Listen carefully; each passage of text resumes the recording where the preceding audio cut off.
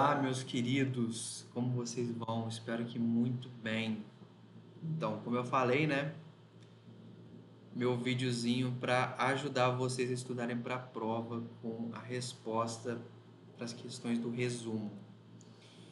Antes da gente passar para as questões, eu vou dar uma resumida bem geral assim a respeito do texto, daquilo que a gente falou.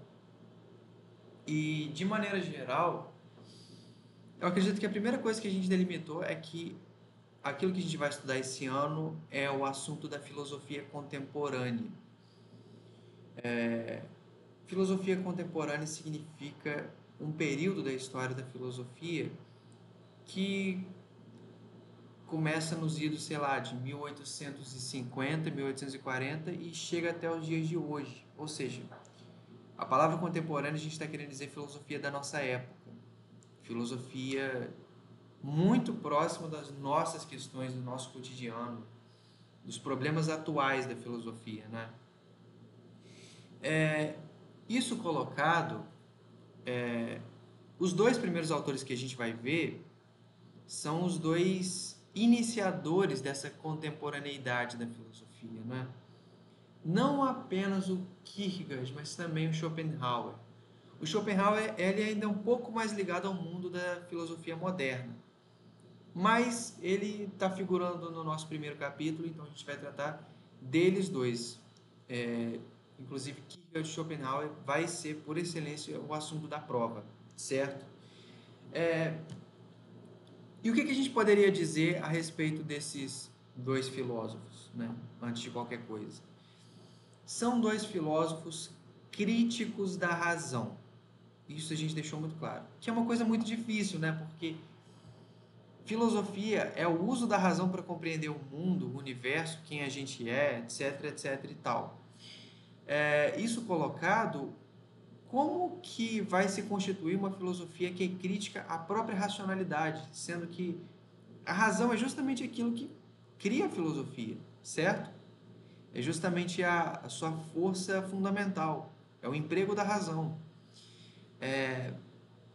Isso colocado, a gente falou por alto que esses dois autores eles têm um terreno em comum de crítica a um filósofo que existia antes dele, inclusive está aqui do meu lado, que é esse cara aqui, Hegel, que veio antes do Kierkegaard e ele é contemporâneo do Schopenhauer, ele era colega de departamento do Schopenhauer, que fez uma razão megalomaníaca, assim, um ultra sistema da razão, em que ele tentou fazer um sistema que reunisse todo o conhecimento humano. Basicamente é isso. E esses autores que vão vir após ele começam a criticar esse empreendimento racional da filosofia moderna. Eles vão criticar cada vez mais as expectativas da racionalidade de entender o mundo, de nortear aquilo que o indivíduo deve fazer, de conseguir fazer com que o indivíduo viva uma vida mais feliz nesse plano. E por aí vai. São autores que, em tônica geral, vão ser cada vez mais críticos à racionalidade vigente. Isso colocado, qual é o caminho que o Kierkegaard, que vai ser o nosso primeiro filósofo, ele vai fazer frente à razão? Qual vai ser a fonte da sua crítica? Qual vai ser o caminho que ele vai fazer para se separar da razão e do Hegel também, que ele é um autor ferrenhamente crítico do Hegel. A primeira coisa que a gente deveria dizer é que o Kierkegaard é um filósofo que dá um foco fundamental em uma categoria que a gente poderia chamar de existência. O existente. Eu, você, todo mundo que está assistindo esse vídeo, as pessoas que você conhece, todos os 7 bilhões de pessoas na face da Terra são todos existentes. E, enquanto tal, estão lançados na existência, vivendo com tudo que tem, com toda a sua inteligência, com todo o seu coração, sua vida, etc., tentando viver da melhor forma possível. Claro que para o existente, a razão aparece como uma ferramenta absolutamente imprescindível e necessária, mas existem várias dimensões da vida do existente em que a razão simplesmente não dá conta. Às vezes, a gente precisa acessar outras realidades para dar conta dos problemas da nossa vida. Às vezes a gente usa da sabedoria popular para a gente se regrar, às vezes a gente usa das nossas emoções para tomar decisões em vida. E o Kierkegaard, esse filósofo dinamarquês, ele tem bastante consciência disso. Ele tem bastante consciência que por trás do uso da razão existe um existente que tem uma vida, que tem sentimentos, que tem uma vida emocional, que tem a racionalidade também, mas que ele tem uma coisa absolutamente marcante que vai definir a sua condição, que é justamente o fato de que ele é livre para fazer o uso da razão, tanto quanto ele é livre para não fazer o uso da razão. Ele é livre para se deixar levar por emoções e ele é livre para também não se deixar levar por emoções. Ou seja, por mais que a gente queira encobrir esse fato fundamental, o existente, ao fim do dia, ele é um ser livre e ele tem que lidar com o fato de que ele é livre, certo?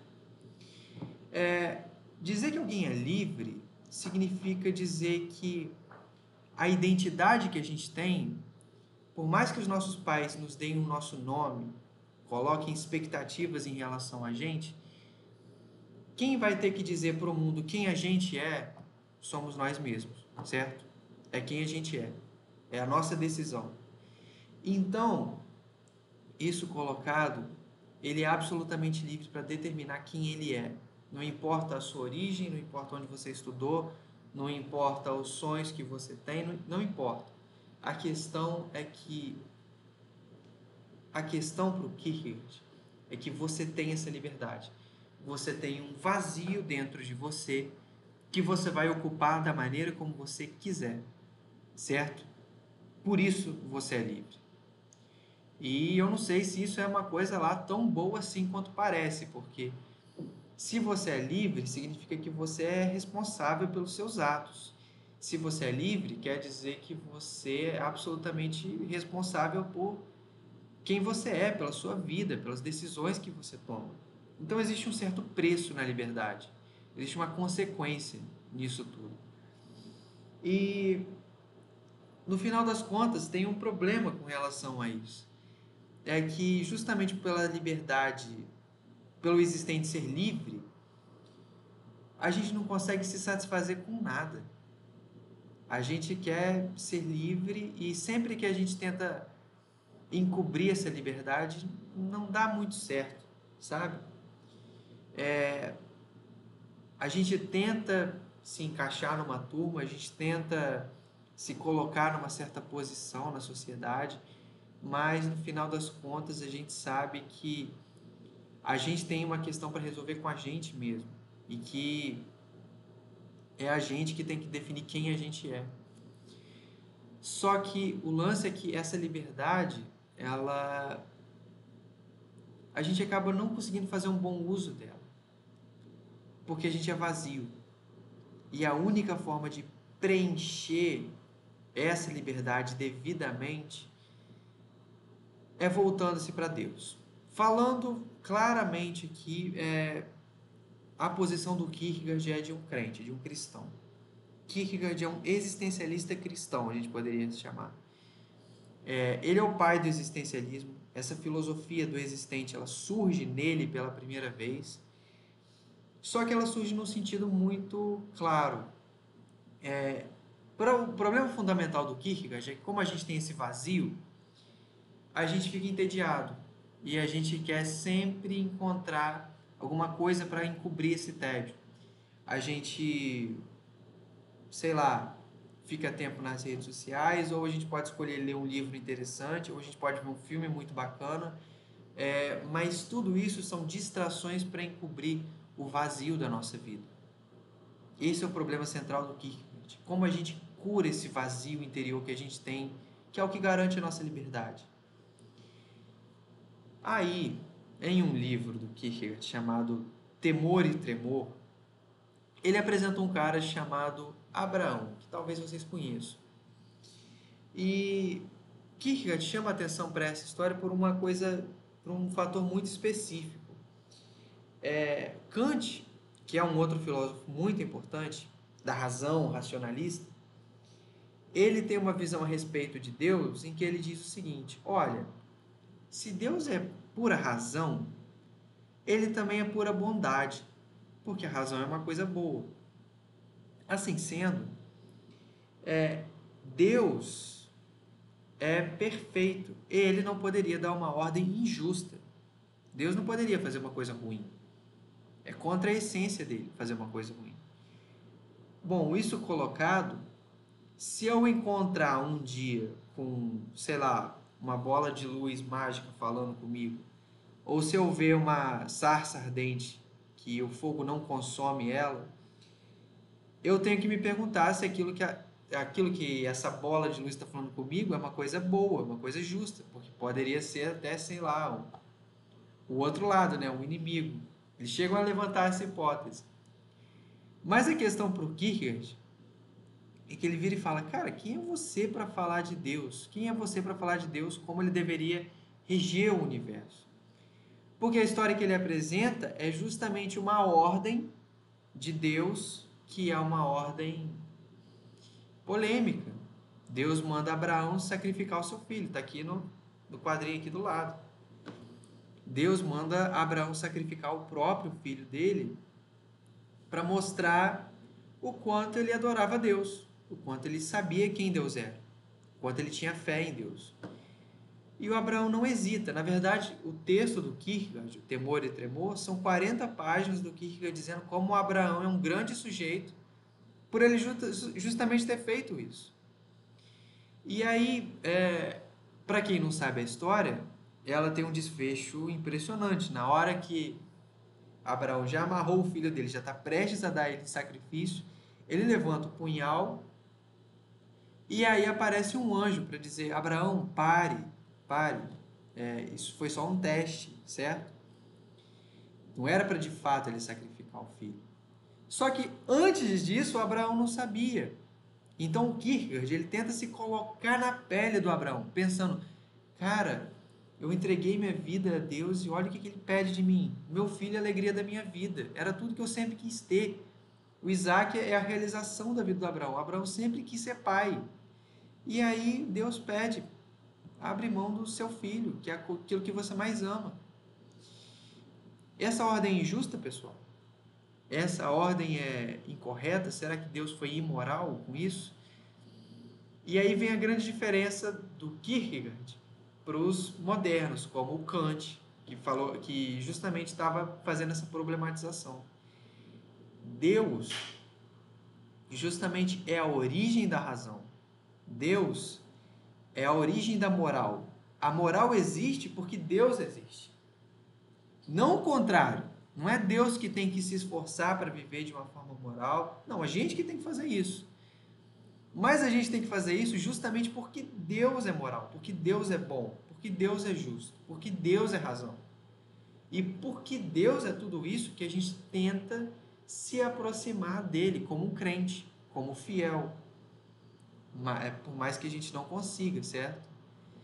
Então, a única forma de lidar com o vazio, do tédio da nossa vida, da gente ficar vivendo uma vida assim, de distração, pulando de distração em distração, etc., vivendo uma vida vazia, sem significado, é se submeter plenamente a Deus. Mas isso não resolve as coisas. Se você submeter plenamente a Deus, você vai acabar tendo problemas também muito grandes na sua vida. Você vai ver muitas dificuldades por causa disso, certo? Você vai passar por grandes aflições, como Abraão passou quando Deus deu a ordem e no dia seguinte só que ele foi descobrir que ele não precisaria matar o filho dele. Imagine a noite que ele passou. Imagine como ele ficou. Então, o Kierkegaard, como um bom escritor, como existencialista, ele justamente está tentando entrar na pele desse cara. Está tentando pensar no que esse cara está sentindo, o que ele está vivendo, sabe? E isso faz com que a filosofia dele tenha um caráter assim humano muito forte. É muito importante. As nossas emoções, os nossos sentimentos, tudo isso é muito levado em consideração para ele. E uma das coisas que ele ressaltou a respeito dessa liberdade do indivíduo é que De tal sorte nós somos livres que a gente tem até um sentimento próprio quando essa liberdade se apresenta para a gente. Por exemplo, a gente teve aquela situação do penhasco. Quando você está andando próximo ao penhasco, entra no seu leque de opções se jogar do penhasco. Bizarro, né? Porque não tem nada que te segura. Se você quiser de fato se jogar, você pode. A questão é que, se você está andando próximo ao penhasco, você tem que escolher ativamente não se jogar. E depende só de você escolher não se jogar, sabe? E isso causa na gente angústia. A gente sente que a gente é totalmente responsável para continuar vivo, certo? A gente é absolutamente livre, inclusive, para encerrar a nossa vida. Tal é o livre-arbítrio que Deus deu ao homem. E isso é uma coisa muito forte para o Kierkegaard. Então, quando a gente está falando desse existencialismo, que ele fundou, ele é o pai do existencialismo na filosofia, a gente está falando desse indivíduo que é condenado a ser livre e que aí se depara com esse vazio, que ele precisa ocupar de alguma forma.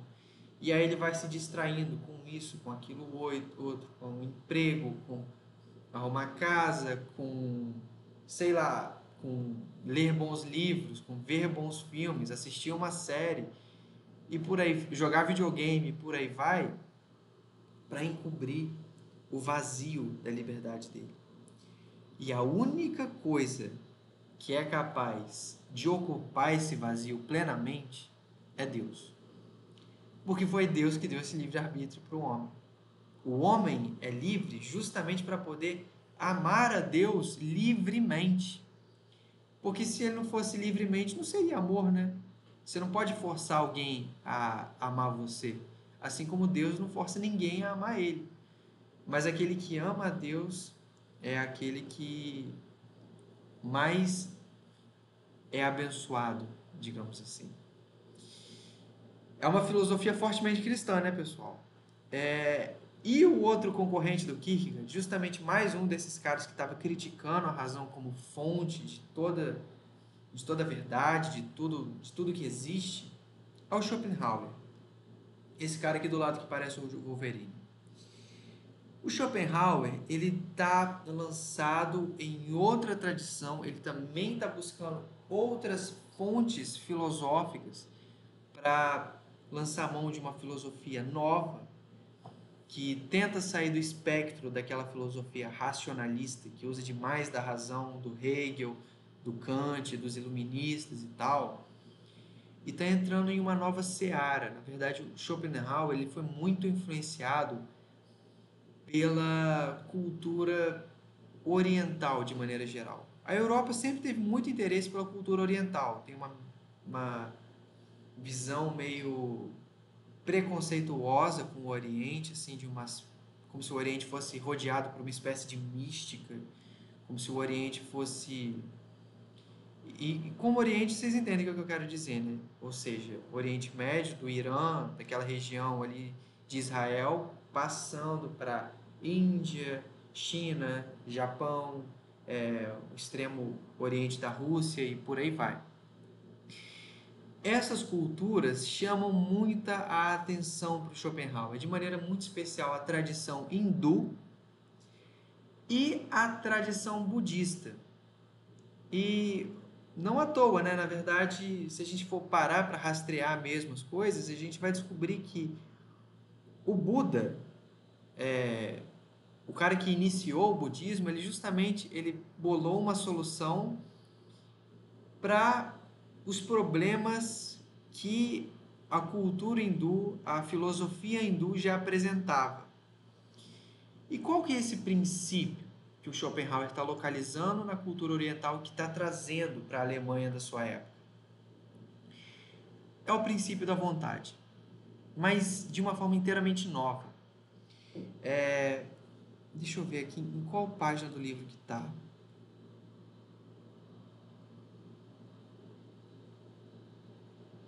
Aqui na página 23, justamente ele está tratando a respeito dessa filosofia oriental a qual ele está entrando em contato.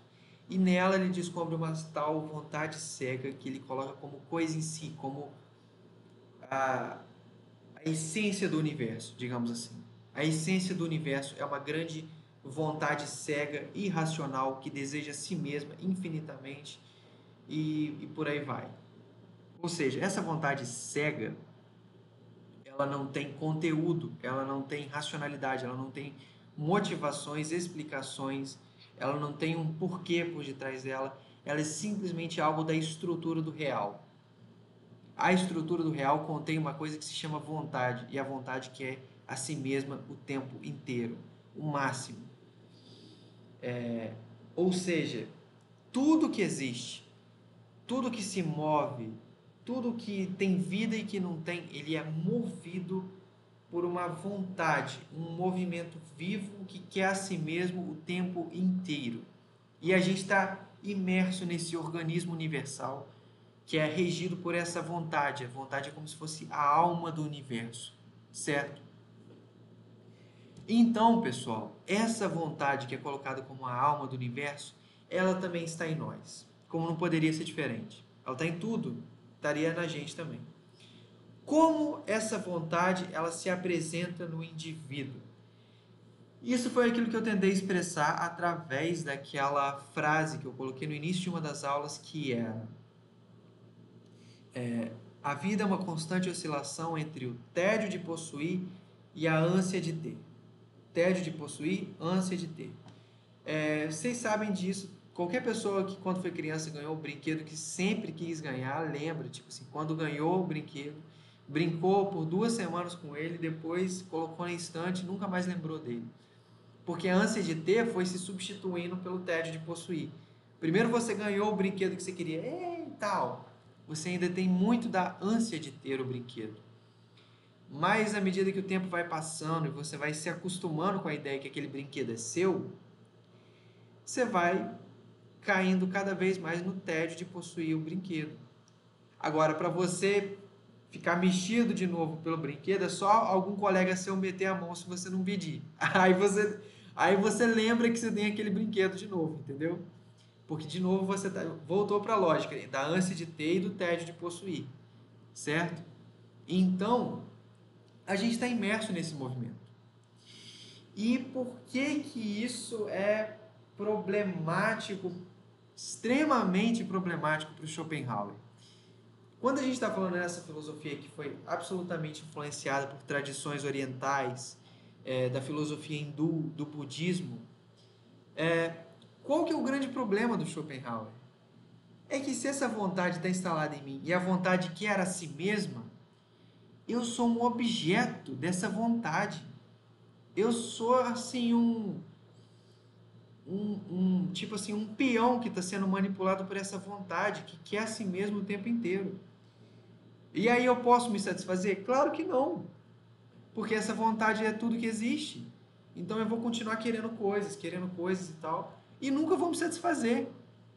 Nunca vou me satisfazer. Esse é o problema. Então, essa vontade cega, que é irracional, que não tem fundamentação, conteúdo, nem nada do tipo, ela me subjuga. E eu fico completamente de mãos atadas com essa vontade. Eu tenho que realizar ela plenamente. E eu vou morrer tentando realizar ela e não vou conseguir. É por isso que a filosofia do Schopenhauer, em uma palavra, é absolutamente pessimista, pessoal. Schopenhauer não é um cara para cima, Schopenhauer não é um cara conhecido pela sua alegria e paz de espírito. Schopenhauer é uma alma, é um emo.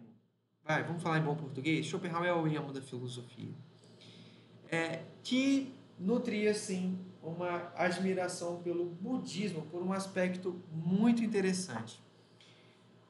O budismo tem plena ciência, porque o budismo também tem conhecimento dessas tradições hindus, ou seja, tradições da Índia, de que a vontade tem essa dinâmica devastadora para o indivíduo, certo?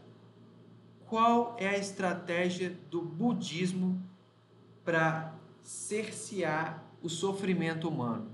que vem da vontade, que vem do desejo. O desejo humano é a expressão da vontade universal, que é a si mesmo infinitamente. O budista, ele é o cara que tenta alcançar a chamada vontade de nada. Ele tenta se livrar de todos os seus desejos, sejam eles carnais, sejam eles ligados a personalidades, seja ligado a reconhecimento, seja ligado a vínculos pessoais. Eles tentam cada vez mais se desligar dessa vontade e assim mitigar o sofrimento humano, certo? Esse é o grande sonho do budismo.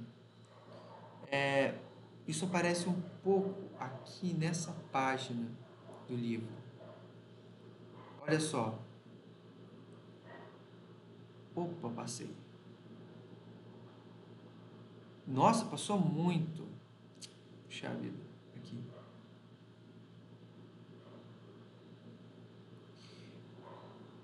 Olha só. Olha o nível de pessimismo, hein, pessoal?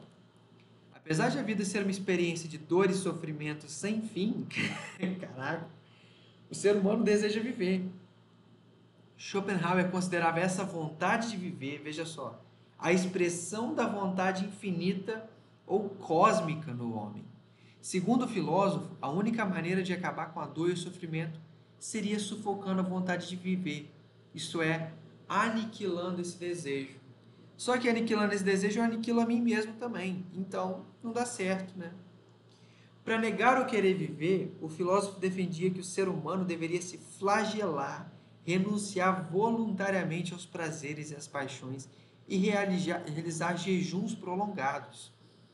O exemplo de negação do desejo vital escolhido por Schopenhauer é o dos santos e religiosos místicos hindus, que aplicavam castigos e suplícios terríveis a si mesmo.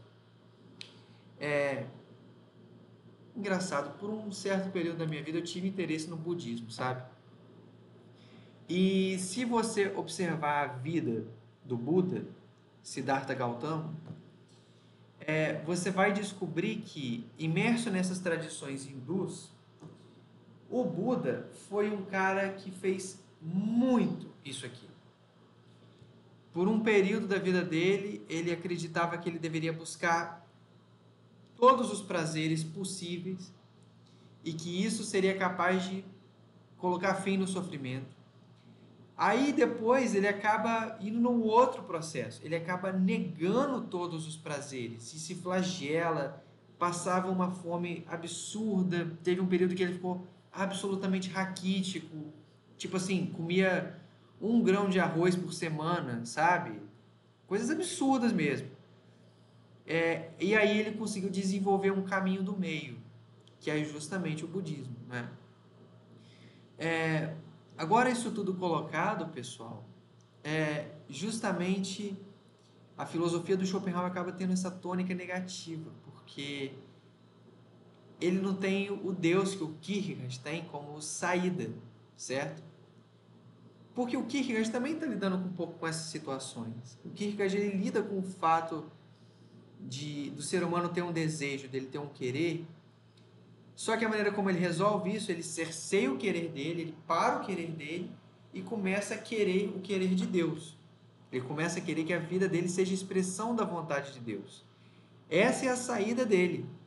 Agora, o budismo, o hinduísmo tem Deus? Essa é a grande diferença. Não. O hinduísmo não tem Deus. Tem deuses. Muitos deuses. E mesmo o budismo não tem Deus. Tem princípios universais, etc. E mesmo os budistas compreendem aquilo como uma espécie de uma prática de vida. Mas não existe Deus nessas filosofias. Então, o Schopenhauer acaba ficando nessa posição pessimista de que existe essa vontade é um princípio cósmico de organização do universo, a gente está completamente submetido a ela e, como tal, a gente não pode fazer nada a respeito, senão evitar as dores do desejo e os prazeres que não têm cabimento, sabe? Mas assim, Escapar disso não tem escapatória. Falei bastante, hein? E vamos passar agora para o prometido, né, pessoal? As questões. Quais são as perguntas? Considerando o que você aprendeu nesse capítulo, o que seria o existencialismo? Como ele se contrapõe ao racionalismo das filosofias anteriores? Olha, eu sinto que eu já meio que respondi, né? Mas tá, colocando uma linha em gerais assim para vocês verem se vocês responderam bem. O que seria o existencialismo? Basicamente, seria a filosofia que dá preferência, que tem como prioridade a existência no mundo. Eu existindo aqui falando com vocês, um dia após o outro dia, assim, a dinâmica verdadeira da nossa vida, certo? A existência, ok. Ou seja, a forma como a gente vive, a forma como o indivíduo vive, como o ser humano vive. E a maneira como o ser humano vive não é puramente razão, cara.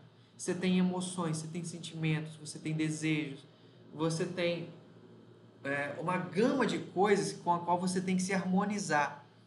E é você que tem que dar um jeito de viver uma vida feliz durante esse espaço de tempo na sua vida. Então você é livre para fazer as escolhas. Você é livre para ser irracional, certo?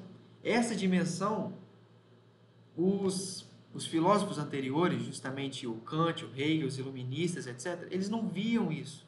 Eles não estavam preocupados com essas possibilidades do existente. Eles só queriam saber da essência racional das coisas, só isso. Então, o existencialismo ele tem um foco maior no indivíduo, ele tem um foco maior na liberdade desse indivíduo, daquilo que ele pensa, daquilo que ele sente, daquilo que ele vê. E ele compreende que o indivíduo ele é responsável por dizer quem ele é. Ele é livre, então não existe absolutamente nada, não existe uma essência racional que pode dizer quem eu sou. Só eu mesmo, na dinâmica da minha vida, no meu comportamento, no meu dia a dia, na minha existência, posso dizer quem eu sou. Certo? Como ele se contrapõe ao racionalismo das filosofias anteriores? Olha, eu entendo que razão é uma coisa que eu tenho, que existe dentro de mim, mas isso não é quem eu sou. Certo? Isso não é a minha essência. A minha essência é a minha liberdade, a minha capacidade de fazer escolhas, de escolher até a razão. Mas se eu não quiser escolher, eu não escolho. Certo? Então, é um outro foco a diferença do existencialismo para as filosofias da razão. Na história de Abraão, por que o ato de matar o próprio filho, e controvérsia essa, né? Não é visto como imoral e errado, mas era a coisa certa a se fazer? Como que a gente pode responder isso, pessoal? Primeiro vamos começar dizendo o seguinte. Abraão, o pai da fé, ele era alguém que conhecia Deus, sabia quem Deus era. Se ele sabia quem Deus era, Abraão entendia que a razão vinha de Deus, a bondade vinha de Deus, a justiça vinha de Deus e tudo aquilo que é bom. Tudo aquilo que é bom é aquilo que agrada a Deus. Deus é a origem de todas as coisas, certo? E quando a gente está tratando a respeito de todas essas realidades, da razão, da bondade, etc., tudo isso é derivado de Deus. Isso vem de Deus. Compreendendo que isso vem de Deus, Abraão sabe que a vontade de Deus, ela nunca pode ser ruim. Por mais que imediatamente, na nossa perspectiva aqui mundana, de limitada, na nossa perspectiva assim temporal, que a gente tipo assim, a gente é só um ser que vai viver um período assim de 80 anos, a gente não sabe quase nada.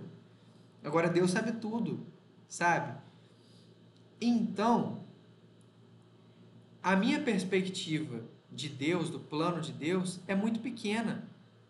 Eu não sou capaz de pensar como Deus pensa, eu não sou capaz de entender o mundo como Deus entende, certo? Eu entendo uma fração da verdade, da realidade.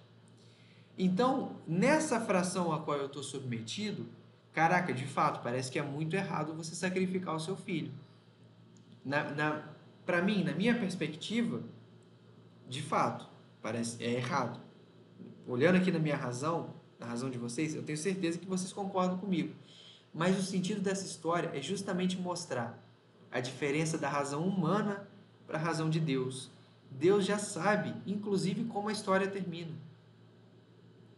Deus já sabe, inclusive, o desfecho de todas as coisas. Ele já está lá no desfecho de todas as coisas. Certo? Assim sendo, só resta para o Abraão, cara, cumprir aquilo que ele determinar. Sobretudo porque esse Deus ainda escolheu, tipo, abençoar Abraão, escolheu estar do lado dele, escolheu abençoar a família dele, ou seja, mais ainda. Então, tipo, ele totalmente não fazia sentido fazer outra coisa a não ser se submeter completamente à vontade dele. O que não deixa de ser difícil, que não deixa de ser complicado, que não deixa de causar aflição, que não deixa de haverem momentos difíceis, momentos de dúvida. Isso rola. E rolou para Abraão também. Então, é mais ou menos por aí que eu responderia essa pergunta, pessoal. E a número 3 é: entre as duas filosofias, qual você prefere? Ah, é para vocês. Mas eu queria saber o porquê. Queria que vocês respondessem bem a parte do porquê. Eu acho que é evidente assim que vocês sabem qual filosofia que eu prefiro, né? Na verdade, vou falar de verdade para vocês. O Kierkegaard, ele é um filósofo que eu gostaria de ter a obra completa. Eu gostaria de ter todos os livros dele. E é o único filósofo da história da filosofia que eu teria disposição assim de ter todos os livros, sabe? Sem falar um cara que eu gosto muito também, mas enfim, isso é outro papo. Mas enfim, escrevam boas justificativas, isso é importante. Por que a admissão da vontade como princípio filosófico máximo acaba por levar o indivíduo ao pessimismo? Ah, isso aí a gente falou uma cota. Se a vontade, ela é justamente esse princípio cego, ele é simplesmente a essência do universo, e ponto, acabou. É isso. E essa vontade também perpassa a nossa existência, porque a gente também existe nesse universo, nesse cosmos. Então, essa vontade, ela também usa a gente como um peão, sabe? Usa a gente como um receptáculo, como uma espécie de... como um peão mesmo, sabe? A vontade aparece e rompe na nossa vida e a gente fica o tempo inteiro buscando coisas e a gente nunca se satisfaz. E como é uma filosofia profundamente influenciada pela filosofia hindu, pela filosofia budista também, de maneira geral, é, é claro que o máximo que você pode ter numa filosofia como essa é você cercear um pouco o desejo. Você dá uma segurada nos seus desejos, nos seus prazeres e tal. Mas é pessimismo, não é? Não tem como você ter uma vida feliz sabendo disso. Não tem como você ter uma vida feliz sabendo que as suas vontades, elas nunca vão assim, nunca vai chegar, você nunca vai se satisfazer. No fundo, o problema do Schopenhauer é esse. A satisfação é impossível. E aí, de maneira geral, número 5. O que a filosofia de Kierkegaard e Schopenhauer tem em comum? Bom, o que elas têm em comum, primeiro, é óbvio, a crítica à razão. São duas filosofias que não são centradas pela razão, pela essência das coisas, essência racional do mundo, a explicação das coisas. São filosofias que têm outras influências, outras questões, que é responder a outras perguntas. Ou seja, é uma filosofia crítica da razão, É uma filosofia que compreende o desejo como uma coisa central, compreende a vontade como uma coisa muito importante, por mais que elas tenham assim soluções e compreensões diferentes, certo? A liberdade do Kierkegaard não é a mesma coisa do que a vontade do Schopenhauer. Com certeza não. Mas, de maneira geral, eu diria que aquilo que elas têm em comum é a crítica à, à razão moderna. Crítica à expectativa da razão moderna, de solucionar o enigma do universo, de dizer como a gente deve viver, de legitimar como tem que ser o Estado, de dizer qual tipo, o que a gente pode conhecer e o que a gente não pode conhecer. Kierkegaard e Schopenhauer são absolutamente críticos a essas expectativas da razão, certo? E é esse o ponto mais importante em comum que existe entre eles. Agora eu vou passar no próximo vídeo para as perguntas que eu mandei para vocês, beleza? No livro.